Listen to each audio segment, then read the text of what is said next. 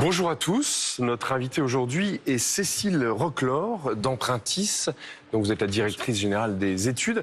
Alors, est-ce que vous pouvez nous expliquer déjà quel est ce plus bas historique pour les taux d'intérêt immobiliers ? Alors effectivement, vous avez raison de le préciser, Stéphane, c'est des plus bas historiques jamais connus.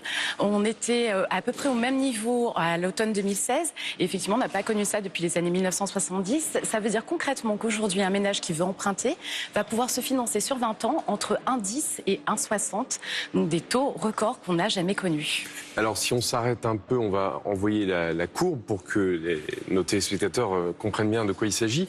Entre 2012 et 2018, c'est une descente régulière du taux d'intérêt parce qu'en fait, pour expliquer en deux mots, la Banque Centrale Européenne donne de l'argent pas cher aux banques, ce qui permet de le répercuter sur les clients, c'est ça ? Tout à fait, c'est la principale raison des taux d'intérêt bas. Les banques se financent aujourd'hui à très peu cher et ça vient accentuer leur politique de conquête puisqu'elles ont besoin de crédit immobilier pour conquérir de nouveaux clients. Elles jouent donc à fond le levier des taux bas. Alors, il y avait déjà eu un premier bas historique qui était en 2016. Là, c'est une répétition, alors que le marché immobilier, en fait, depuis un an, c'était un petit peu tassé. Il y avait eu une sorte de petit atterrissage.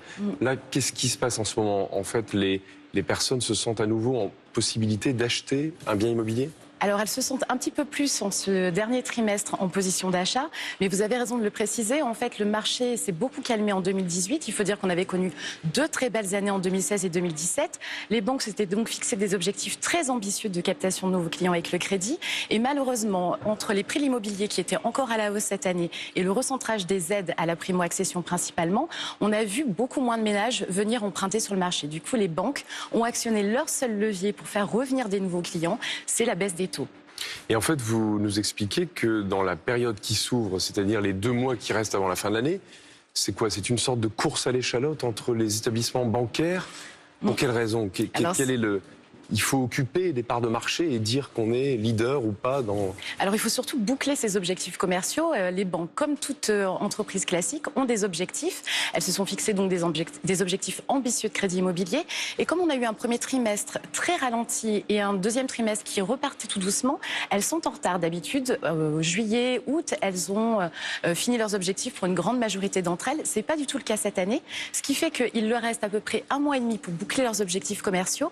Et quand il vous reste peu de temps, c'est effectivement la course à la conquête et la baisse des taux qu'on retrouve cette année comme à l'automne 2016. Parce qu'en fait, l'un des indicateurs, c'est le nombre de clients. C'est pas forcément l'intérêt de distribuer autant de crédits immobiliers. Je pense à l'intérêt financier, puisque les taux sont une marge très faible. Tout à fait, vous avez raison, les marges sont très faibles, elles sont rognées depuis plusieurs années, mais les banques ont tellement besoin de ces nouveaux clients qui vont à la fois faire du crédit immobilier, mais aussi d'autres produits comme l'épargne, l'assurance vie, la domiciliation des revenus.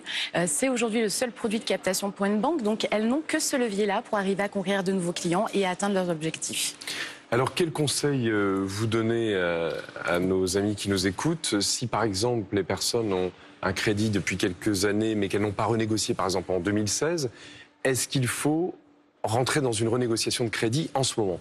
Alors oui, c'est une fenêtre de tir très particulière puisque comme les objectifs commerciaux n'ont pas été atteints, les banques sont très attentives, ce qui n'était plus le cas depuis un an, aux dossiers de rachat de crédit.